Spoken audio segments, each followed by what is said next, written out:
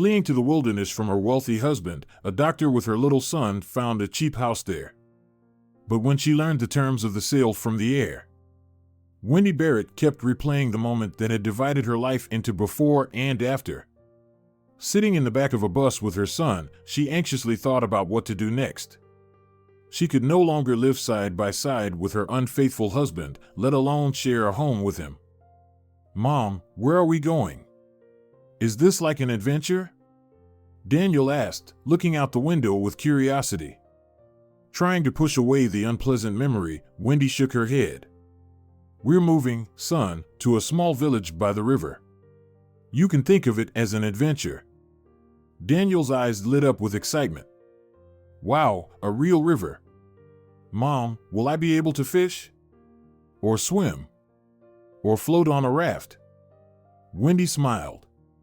"Of course, you will. Just not right away, okay? First, we need to find a place to live, settle in, and then we can go to the river. Can't wait. Mom, are we going to sleep outside today, or maybe in a tent?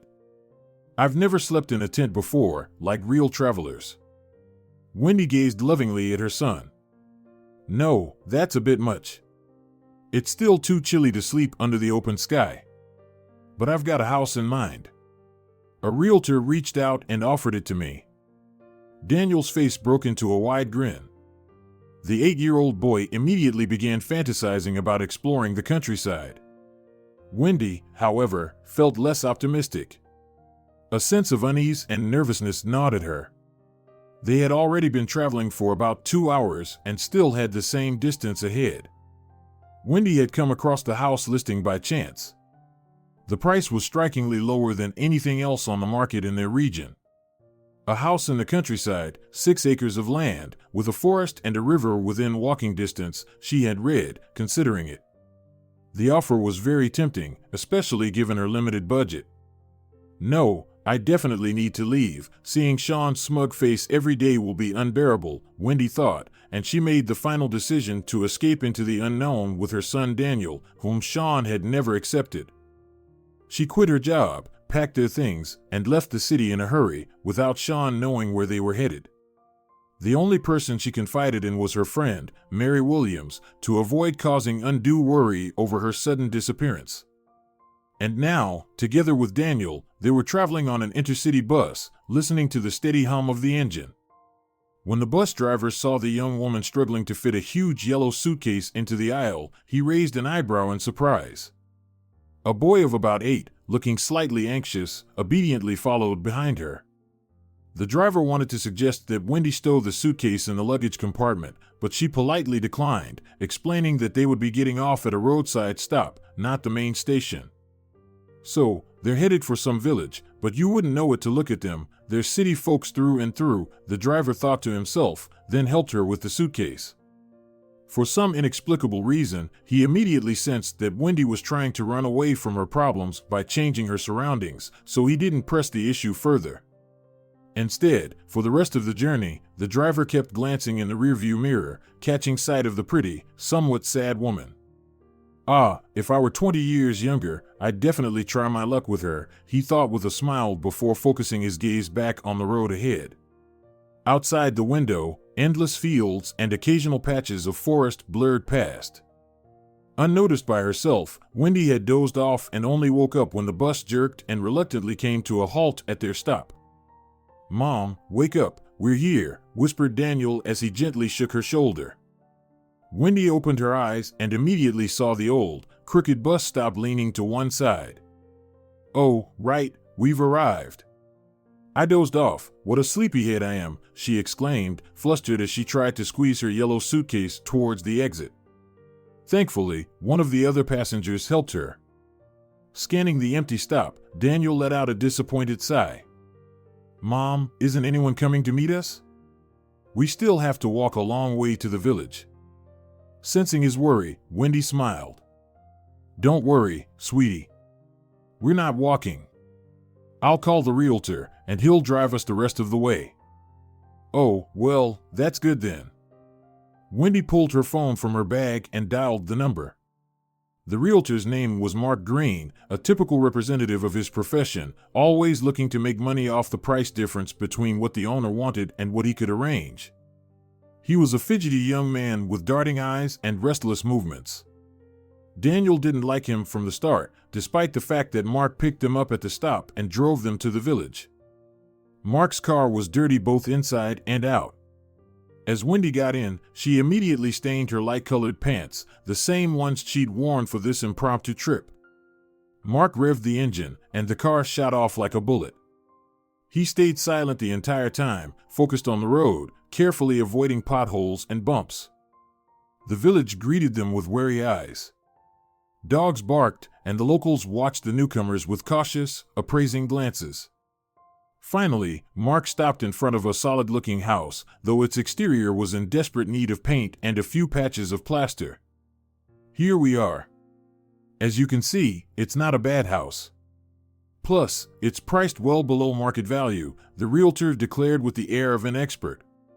Wendy stepped out of the car and walked over to the gate, which, for some reason, wasn't locked. She cautiously touched it, and it swung open with a creaky groan, revealing a yard overgrown with weeds. Mark obediently followed, along with Daniel, whose disappointment was written all over his face. Deep down, the boy had imagined something different. Instead, he found himself staring at a large, shabby house, something straight out of a post-apocalyptic movie. Still, Wendy wasn't bothered by its appearance. What mattered was the price and a roof over their heads. The repairs could come later. The happiness and beauty come from within, after all. Meanwhile, the realtor started chirping again about how this house was a fantastic deal and a smart investment. But what about the owner? Who owns this house? Wendy asked the question that had been bothering her. The owner? Mark stammered, immediately dropping his gaze to the ground. Yes, the owner, the doctor pressed. An awkward silence fell over the yard, broken only when the house door creaked open. Wendy, Mark, and Daniel all turned their heads in unison to see a frail, elderly man step out. I'm the owner of this house, the stranger said. Maybe Mark didn't tell you, but I'll sell you this house, cheaply, in fact, but on one condition. His words made Mark wince as if in pain. Wendy shot the realtor a sharp look, her eyes saying, "What's this about? Come on, speak up, little bird. What's this scheme you and the owner are cooking up?" But since Mark stayed silent, she turned her attention back to the owner. And what's the condition? Instead of answering right away, the old man broke into a fit of coughing. After wiping his mouth with a handkerchief, he finally spoke. I'll sell you this house if you let me live here for 6 months, maybe a year, tops. I won't bother you. I'll stay in the far room. And if you offer me a bowl of soup once in a while, I'd appreciate it. But I'll manage on my own, I'm used to it. Wendy gasped in surprise just as Mark jumped in to explain. Don't be so quick to refuse, Wendy. Edward Myers here is seriously ill. Doctors have given him 6 months to live, a year at most. Wendy's eyebrows shot up in disbelief. Why didn't you tell me this from the start? So what now? I should just pack up and leave with this giant suitcase in tow? Mark blushed all the way to the roots of his hair. He realized the sale was at risk and didn't want to say anything else that might make things worse. Luckily, Edward stepped in calmly. Don't hesitate. Take the deal. If you want, I can show you my medical reports, all the tests, everything's in black and white. With this illness, people don't live long, that's a fact. And the house is good, just needs a little work. A fresh coat of paint, fix the roof, and you'll be living as well as anyone else. Unsure of what to do, Wendy looked to her son for support. Daniel thought for a moment and then said, Mom, let's buy it. I don't want to go back, and Grandpa seems so nice. His innocent words were so endearing that everyone laughed, breaking the tension in the air. Out of the mouths of babes comes truth, Edward said with a smile. Wendy gazed into the distance thoughtfully. All right, fine, she said with a sigh. Given the situation, I agree. But I doubt we can finalize the deal today. If it's okay, my son and I will stay in the house for one night, and tomorrow morning we'll go to the notary. Is that all right? Wendy softened her tone. The real estate agent exhaled in relief and immediately agreed. That sounds good. And while we're at it, let me invite you for some tea. After all, by law, the house is still mine today, so I have the right to be a gracious host, Edward offered with a smile. I'm in, Daniel chimed in. Oh, and if there's a bun to go with it, that would be great. My stomach's been growling. The old man smiled approvingly and led them toward the kitchen. Wendy grabbed her suitcase again and followed, realizing there was no turning back now. Especially after Sean, her husband, had betrayed her and their family for the sake of a pretty mistress. The house smelled of herbs and something else unfamiliar to Wendy. Perhaps every country home has its own unique scent, reflecting the life of its owner. As she would soon learn, Edward was well versed in herbs and often treated himself with various infusions and tinctures. Sitting down on an old bench, Wendy picked up a cup of fragrant herbal tea and took a sip, her gaze lingering on the suitcase at her feet. She felt the weight of the realization that her life would never be the same again, all because of her husband, Sean. As a businessman, he had decided to spice up his life with yet another fling. Wendy was grateful she hadn't taken his last name when they married, at least now she could avoid that added humiliation. She'd heard rumors of Sean's infidelity before, but had never believed them. Gossip was common, especially when Sean was so successful in business, with competitors eager to bring him down in any way they could. Wendy had understood that and brushed off the frequent business trips as part of the deal. Even her friend Mary had dropped hints about Sean's unfaithfulness. Wendy, how can you be so naive? A man without supervision will get bored and stray eventually. Especially since you didn't manage to tie him down with a child. Wendy frowned at the memory. She always bristled when the subject of Daniel's adoption came up, especially the implication that he wasn't truly hers. She'd been sharp with Mary on more than one occasion because of it. What does that have to do with anything? Why should I have tied down Sean by getting pregnant? You know about my fertility issues. We tried so many times, and it was no use. In response, Mary had only given her a knowing smile, as if to say she was aware of more than she was letting on. Wendy hadn't understood the hint at the time, but later, it had all become painfully clear. Working as a doctor in the therapy department, Wendy was completely devoted to her patients, always making it her number one goal to heal them. But that didn't mean she neglected her family. On the contrary, as soon as she crossed the threshold of her own home, she became the perfect housewife, loyal wife, and loving mother. Sean, however, was different. Even when he was home, he was always dealing with work. He had reluctantly agreed to adopt a boy from the orphanage, and truthfully, Sean never wanted children in the first place. He'd only done it because Wendy had asked. Sean, I can't just go through life without a child. It's unthinkable for me, Wendy would say, trying to stir some fatherly feelings in her husband, but Sean just waved her off. Feeling the coldness and lack of understanding from him, Wendy would bury her face in the pillow and cry bitterly each night. Eventually, Sean gave in, though reluctantly. He didn't bother with the paperwork or the adoption process, leaving all the bureaucratic tasks to Wendy. Between shifts at the hospital, she would rush to the orphanage, talking to the nannies and caregivers, reading through profiles, and looking at pictures of the children with tears in her eyes. If it were possible, she would have taken them all, the boys, girls, every orphan without exception. She dreamed of building a large 3-story house with playrooms, sports fields, and even a swimming pool. Listening to the director's explanations, Wendy couldn't help but internalize the heartache and the tragic circumstances that had led these children to the orphanage. Each child's story surprised her, filled with twists of fate. Daniel's parents had died in a car accident when he was barely a year old. In truth, there were no clear culprits in the accident. Someone misjudged their speed and veered into oncoming traffic during an overtaking maneuver, and another driver was too slow to react. The crash, the shattering glass, and the smoking wreckage on the roadside, it all led to a tragedy.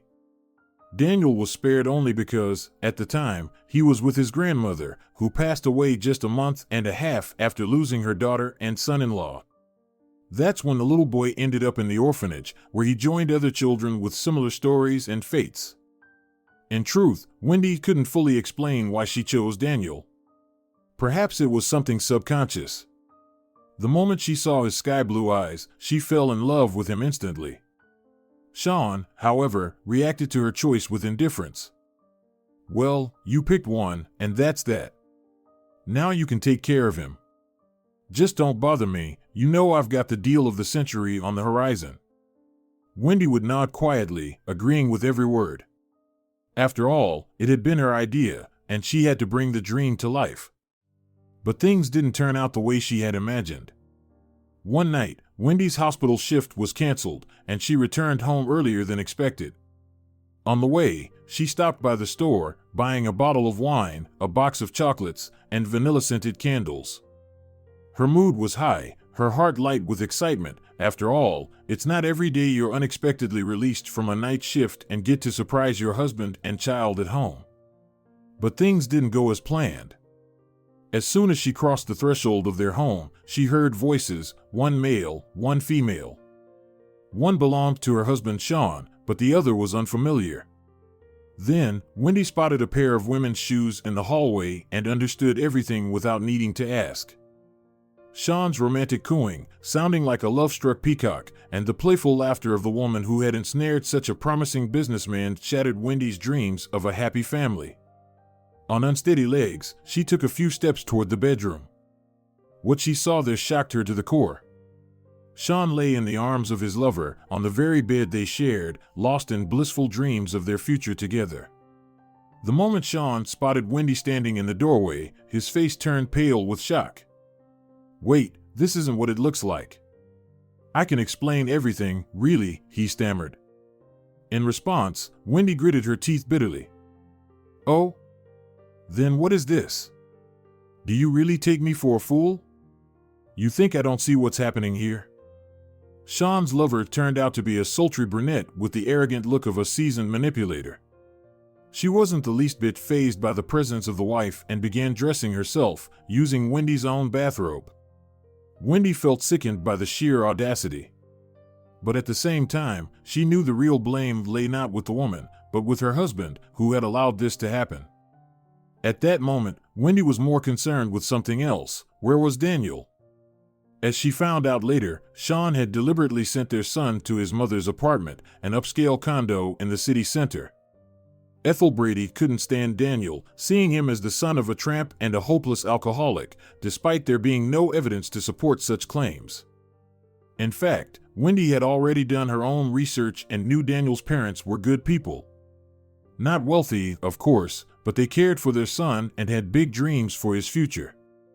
Slamming the door on her way out, Wendy left the house and headed straight to her mother-in-law's place.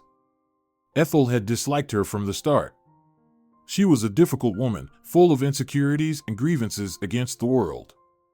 She wanted her son's wife to be as rich as an oil sheik and as beautiful as a Miss World contestant, even though Sean himself was far from perfect.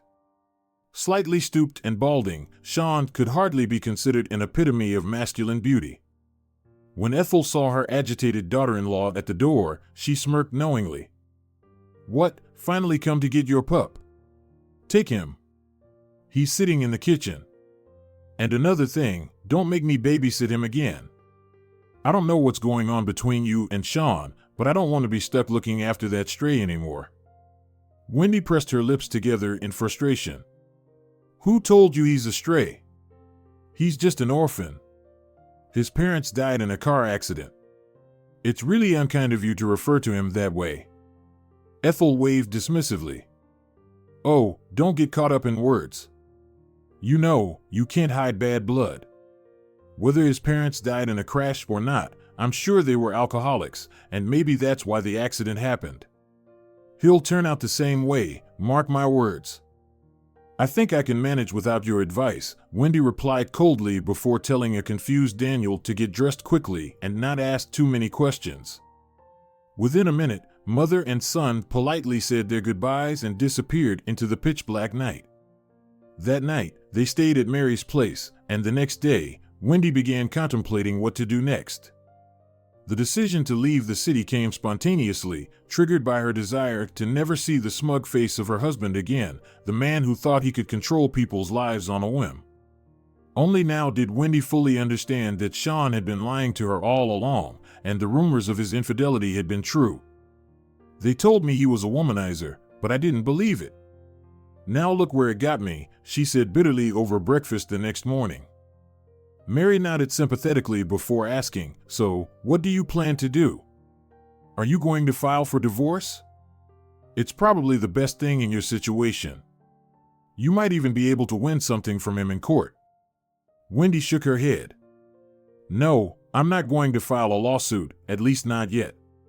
Honestly, I don't want to have anything to do with that liar. What would I even gain in court? Sean isn't Daniel's biological father, so I can't file for child support. And fighting over his worthless business, let him choke on it." Mary raised her eyebrows in surprise. "You can't be serious, girl. Are you really going to let him get away with cheating, just walk out of his life like nothing happened? No way, he has to pay for all the years you spent on him." Tears shimmered in Wendy's eyes. "I understand, Mary, I really do.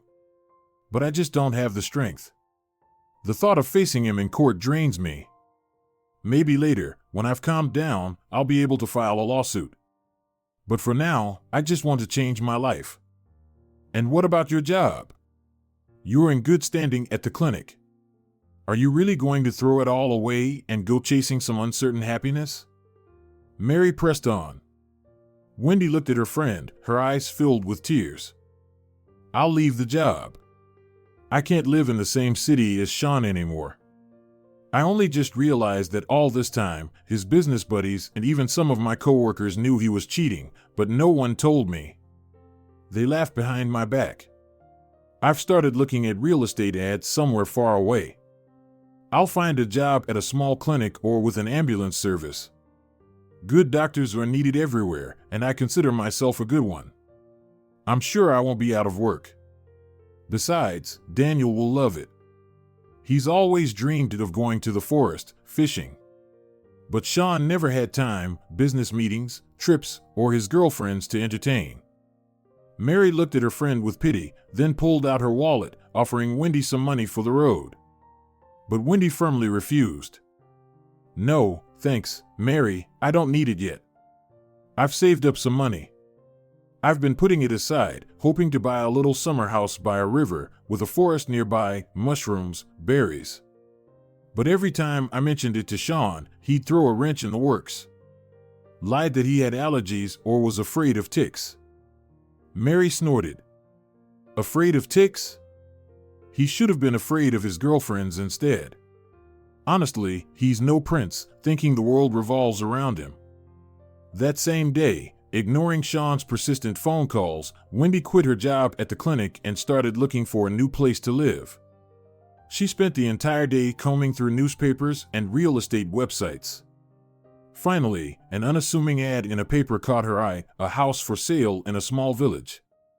For some inexplicable reason, Wendy knew instantly this was her one chance, a chance she couldn't afford to lose. It wasn't until she was sitting in Edward's tiny kitchen that Wendy realized things hadn't gone as planned. But there hadn't been another option. Where could she go now? Return to the city with that huge suitcase and a child in tow? Admit defeat and try to get her job back as if nothing had happened? No, Wendy knew she had burned her bridges. So, she had to accept Edward's company, who, as it turned out, wasn't such a bad man after all. Seeing that his client seemed satisfied, Mark quickly arranged another meeting for the next morning and stood up from the table. "Well then, see you tomorrow, Wendy. I'll be glad to see you again. For now, take it easy and settle in." Wendy gave a small smile and nodded in agreement. For the most part, the idea of living with an elderly, sick man didn't evoke any fear or discomfort in her. In Edward's eyes, she saw that life had been tough for him, and now he simply wanted to spend his remaining days in his beloved home. Once Mark had left, Wendy carefully asked Edward a question that had been on her mind. Why don't you leave the house to your family in a will? Why are you selling it? Don't you have any heirs left? The old man shook his head. Heirs? What heirs, Wendy? My son's gone, and then my grandson followed him. Many years ago, my grandson left to work, and somewhere out there, he vanished. They sent me back his body in a zinc coffin from the taiga. I mourned, of course, but then you've still got to bury him. My Richard, it turned out, was working in the mines, and there was a collapse. Half the workers got sealed in, including my grandson.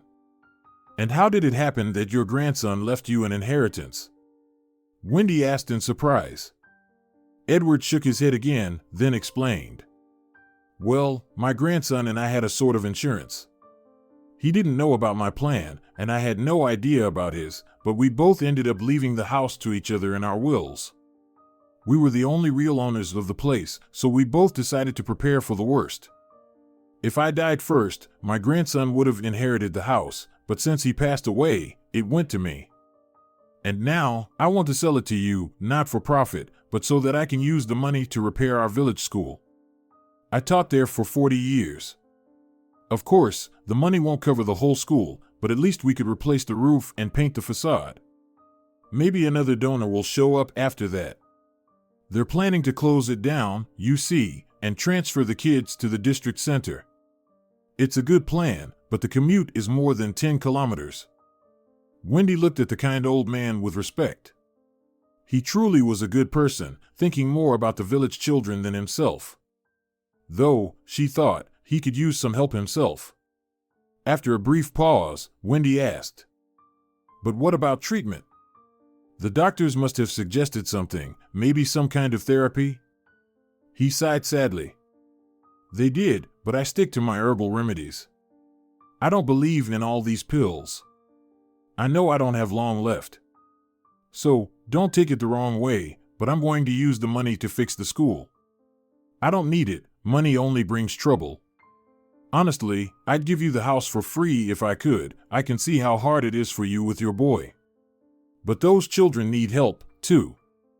How can they be without a school? And there's a memorial plaque there for my son. He died in a fire, and they put it up in his honor. What? He was a real firefighter? Like with the sirens and everything? Daniel chimed in, having been quietly listening to the conversation between his mother and the strange old man with whom they were now going to live for a while. Edward wiped away a tear. Well, yes, in a real fire truck. He lived nearby and rode an old bicycle to work, no cars for him. He'd ride about 20 kilometers a day back and forth, plus travel around the area for work. That was my son Fred, and my grandson Richard is even better, but what's the point in talking about that now? At that moment, Wendy felt sorry for the elderly man who, by cruel fate, was left alone to face an incurable illness. After unpacking, mother and son chose a room in the house where they would live during their time there. Edward turned out to be a man of his word and tried to behave in a way that wouldn't disturb his new tenants.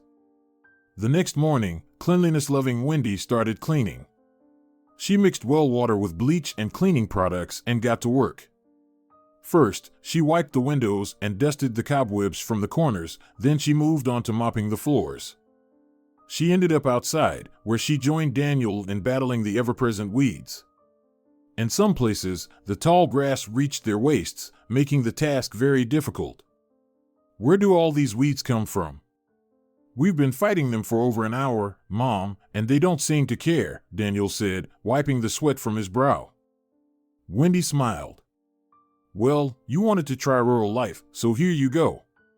My grandmother lived in the village once, before the house burned down. Mom, can Edward really die? I don't want him to die, it's so nice with him. He tells such interesting stories and knows many tales, Daniel asked plaintively.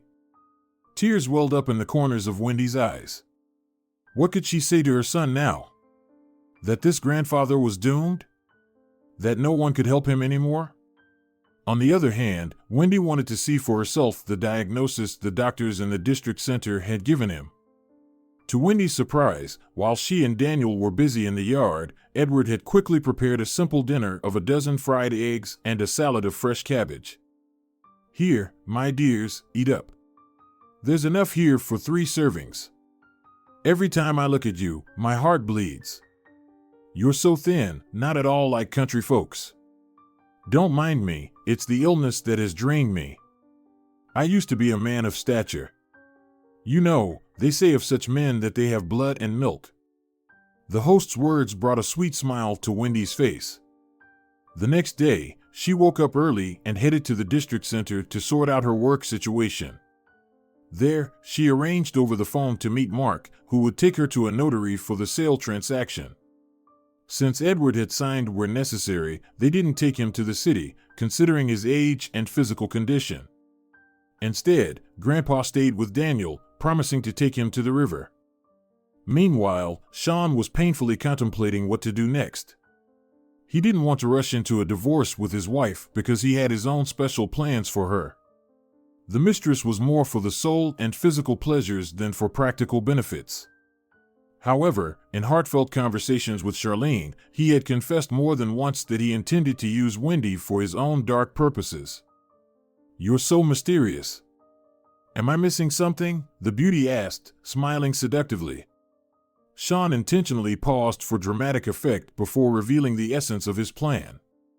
"Actually, here's what we'll do, Charlene. I've got serious problems in my business. Bankruptcy is looming, you understand?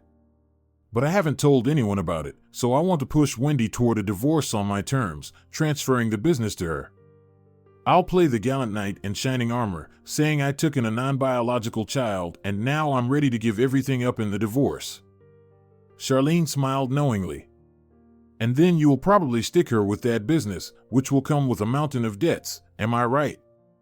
"Exactly, Charlene. I've always said you should be an economist.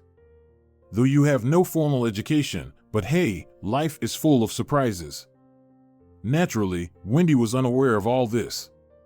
How could she know, especially since she thought she'd never have to see her treacherous husband again? Moreover, she wasn't in a hurry to file for divorce. She wanted to first regain her balance, ease her emotional state, and only then deal with her unfaithful husband in court. After finalizing the sale, Wendy handed Edward the money in an envelope that same day, sincerely thanking him for his help.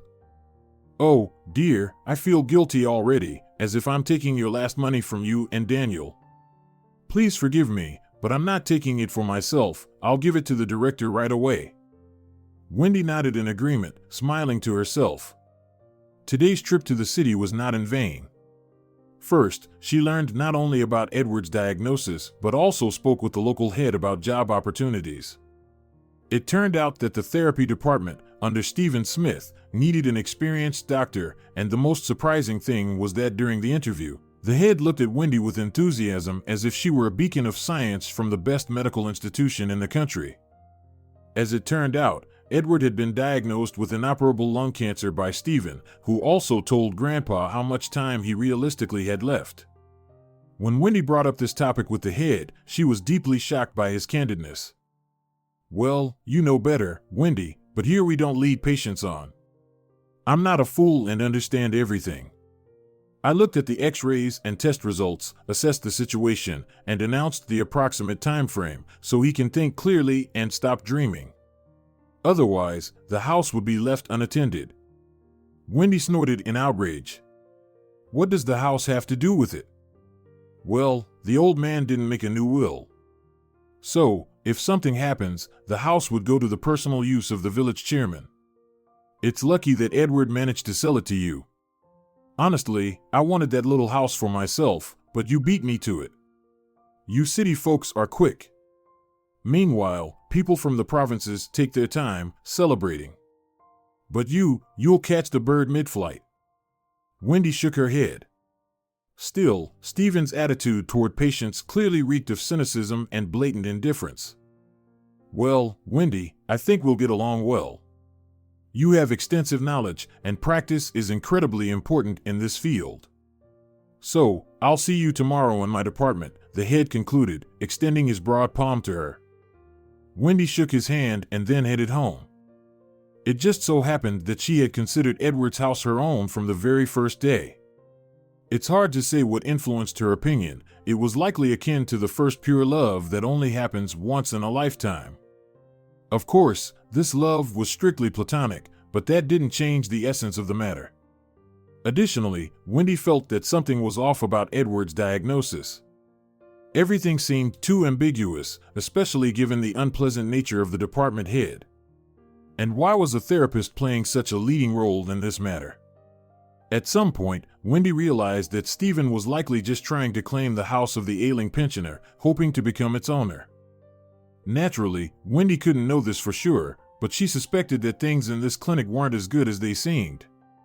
Therefore, after settling into her new job, she decided to conduct a personal examination of Edward, planning to then send his tests to the regional hospital, where oversight on such matters was much stricter.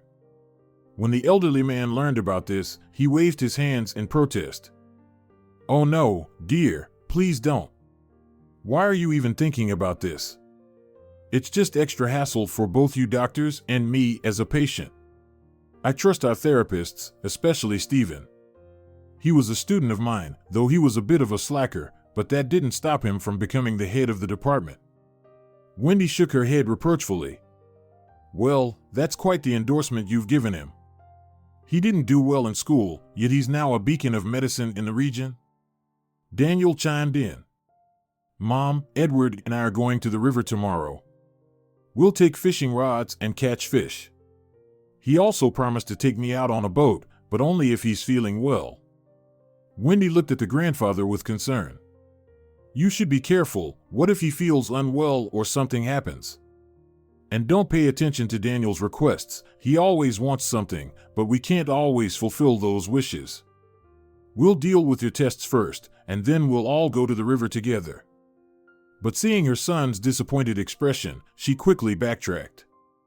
Okay, you little extortionist, go ahead. Just be careful and keep an eye on Edward."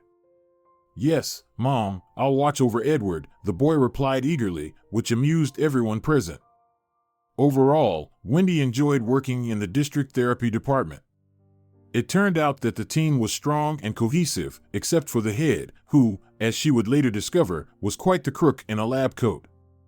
According to the nurses, Stephen intentionally kept an eye on elderly patients, befriended them, and then, once he learned they owned any property, would suggest they transfer it to his name.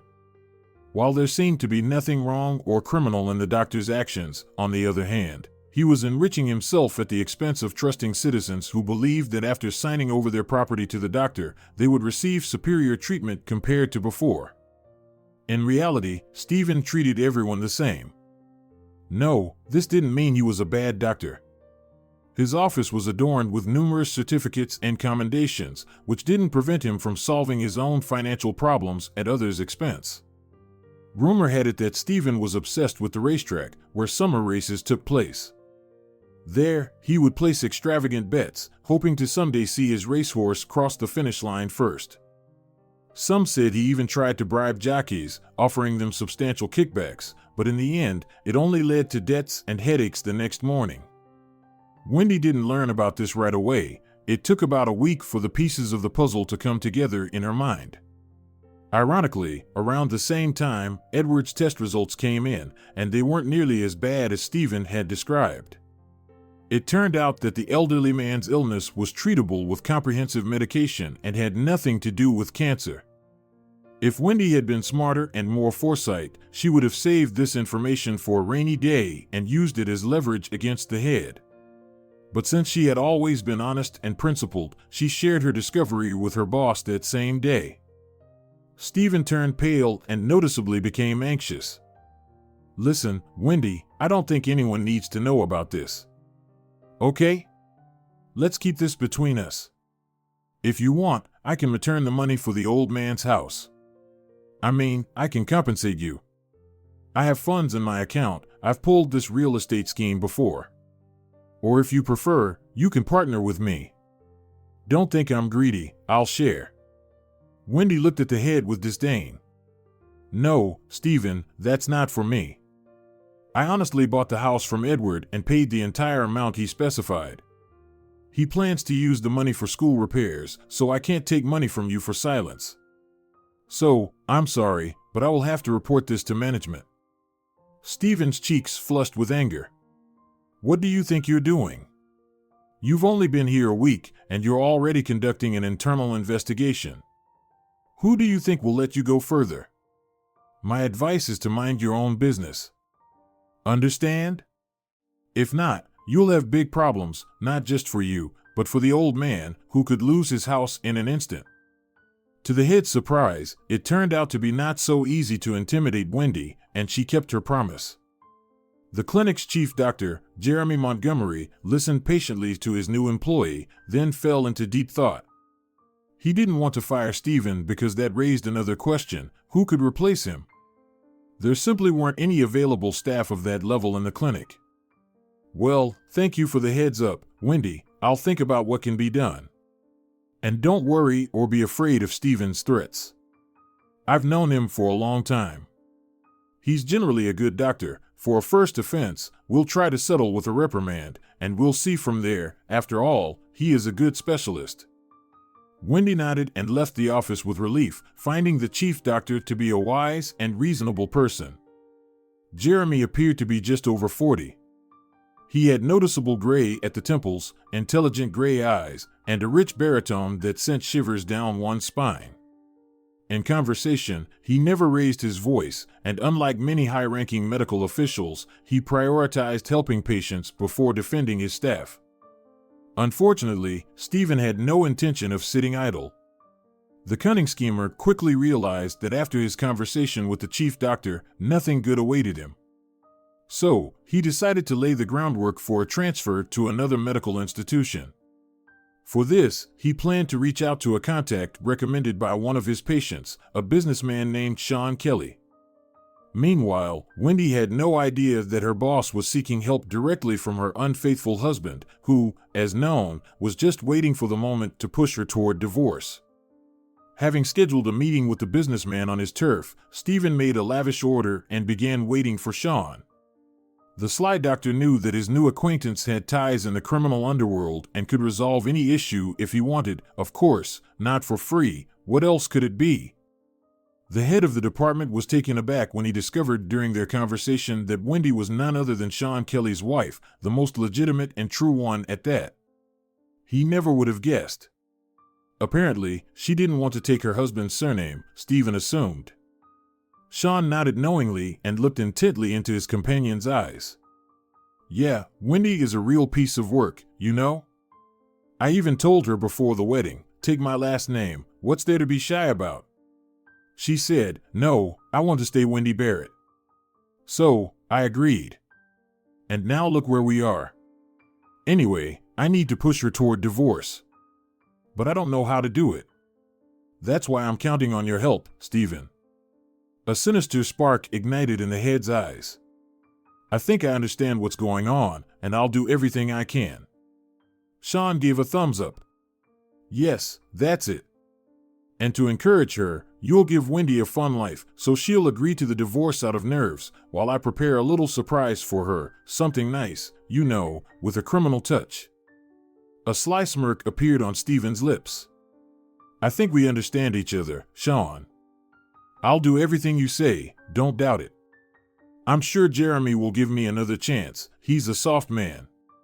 His wife used to run things until that accident happened. Soon, I'll have Wendy completely under control."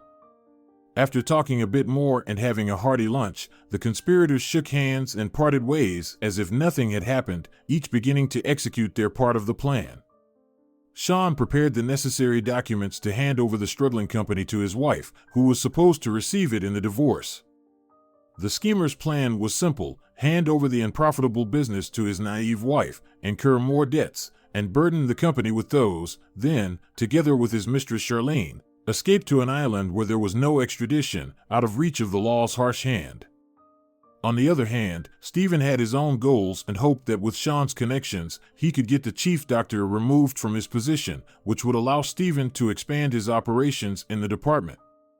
It just so happened that the therapy unit often treated elderly patients, meaning there was always something to be gained in terms of gratitude, like an inheritance or something similar. While the two conspirators set their plans in motion, Wendy was simply carrying out her usual duties, doing everything she could to help her patients, among whom Edward stood out. Now that the elderly man had learned he was not terminally ill, joyful sparks lit up in his eyes. He also personally handed over money to the school principal for roof repairs, earning a thunderous round of applause from the students. The reason was that they were not keen on traveling to the district since not all their parents had personal transportation, and the school bus frequently broke down, causing students to miss classes. The news of the impending divorce caught Wendy off guard. To be honest, she never thought Sean would take the first step. She assumed her husband would deliberately ignore her and mock her, trying to unbalance her, but it turned out quite the opposite. In his court filing, Sean admitted his guilt towards his wife and intended to give her his company as compensation. It goes without saying that this decision came as a complete surprise to Wendy. God, why is he doing this? He could just give the company to his mistress. Why pass it on to me? Has he suddenly developed some paternal feelings? No way, it's unlikely. He and his mother hated Daniel and considered him a burden. In the end, after discussing the matter with Edward, Wendy received a very practical piece of advice from the elderly teacher. I'll tell you this, you should talk to the chief doctor about it, especially since you have a good relationship with him. I taught them all once, so I know that Jeremy has an older brother who's been in business for quite a while. I can't recommend anyone better, believe me. My heart tells me that this situation isn't as simple as it seems. It's not common for a husband to offer a company during a divorce. Usually, they try to take everything for themselves. This seems like some kind of nobility, honestly. An incorrigible womanizer is willing to give his wife the last piece of bread. That can't be good. Wendy smiled. You're right, I can approach Jeremy. He seemed like a decent person, especially if his brother has his own business. He must know about my husband's company situation. Edward nodded and embraced Wendy's shoulders. The next day, as planned, Wendy sought help from Jeremy, who was quite surprised by her visit. Deep down, he caught himself thinking that Wendy had conducted another investigation within the clinic and uncovered yet another violation. However, after listening to her request to the end, his expression changed, and he pondered. Well, you're telling me some interesting things, Wendy. I'll try to help you, but time is tight. There's not much left before the court. I think your husband did all this on purpose so you wouldn't have the opportunity to analyze the situation properly. My brother Justin is a reasonable man and a real specialist. I believe he can figure things out. Thank you, Jeremy. I'll be very grateful to you, Wendy said, blushing slightly as she left his office. The chief doctor looked on with sadness, thinking, Wendy is truly a good person, despite coming from the metropolis. Since her arrival, the therapy department has transformed before my eyes. Even Stephen has calmed down. Still, he continues to file complaints against her, accusing her of negligence. Well, we'll sort it out. Of course, Wendy had no idea of the treachery her husband was plotting all this time. Although it was unlikely that any doctor would be surprised by this admission, since everyone was well aware that her only concern was Edward's treatment, who was showing clear signs of remission. The elderly man was now coughing less in the mornings and felt an unprecedented surge of strength, which had practically given him a second wind. Soon, under his direct supervision, repairs began at the middle school, with workers supported by locals completing the roof in just a few days. Meanwhile, Wendy continued to work in the therapy department and didn't even think about the impending divorce, which, as it turned out, concealed a cunning trap. Fortunately, the day before the hearing, Jeremy called her and said, Wendy, I advise you to refuse your husband's offer. Do not, under any circumstances, agree to him transferring the company to you. Write a refusal immediately and present it to the court directly. Is it really that serious? She asked skeptically. The chief doctor scoffed. Absolutely serious. Your husband's company is bankrupt. He is looking for a scapegoat to unload all his debts on while escaping abroad. Wendy thanked him for his help, once again amazed by his knowledge and kindness. The next morning, preparing for the court session, she thoroughly worked on her speech and arrived fully armed. Sean, on the other hand, sat beside his mistress with a sullen expression, pretending to suffer greatly and regret what had happened. In reality, the businessman wanted the judge to feel that he was about to give everything to beg for forgiveness from his wife and stepson. But when it was Wendy's turn to speak, the bankrupt man realized his wife had outmaneuvered him on every front. I, Wendy Barrett, publicly declare that I refuse my husband's company and request that it be transferred to the city's real estate fund. I no longer need his handouts and do not require alimony. Wendy clearly enunciated the rehearsed phrase. Thunderous applause erupted, and then a special investigator hired by Jeremy entered the courtroom to conduct an independent investigation into the systematic violations in Sean's company. At that moment, Wendy's cunning husband realized he had fallen into a trap. The saying is true, don't dig a hole for someone else. And that's exactly what happened to Sean, who, instead of winning the trial, lost everything. He found himself under investigation for embezzlement of shareholders' and creditors' funds. Charlene, sensing the shifting winds, immediately distanced herself from her lover as if she had never known him. Meanwhile, Wendy left the courthouse with her head held high, her heart singing with joy. She wanted to scream with happiness. Today, she had not only defeated her husband, but also herself, overcoming her innate fear and insecurity. To everyone's surprise, Jeremy was waiting for the newly divorced woman at the courthouse doors. The chief doctor, who had actually fallen in love with her at first sight. Wendy immediately recognized this and responded to her boss in kind, not directly, but through a glance or gesture. Only after becoming free was she able to accept a man's courtship as his fiancée and future wife. In the village, other events were unfolding. After the school renovations, Edward, at the director's request, began giving the students a weekly lesson, sharing stories about his life and how he overcame a treacherous illness. Since Daniel would be attending this very school in the fall, he eagerly anticipated his grandfather Edward's visits and clapped his hands every time he heard his grandfather's velvety, pleasant voice. Wendy, with a little encouragement from her new husband, took over as head of the department, replacing the corrupt and deceitful Stephen. Ironically, the disgraced doctor faced no criminal charges, as the investigation found no criminal intent in his actions. However, fate dealt its own punishment to the negligent chief. After losing once again, he wagered his house and realized he was broke, having lost his own home.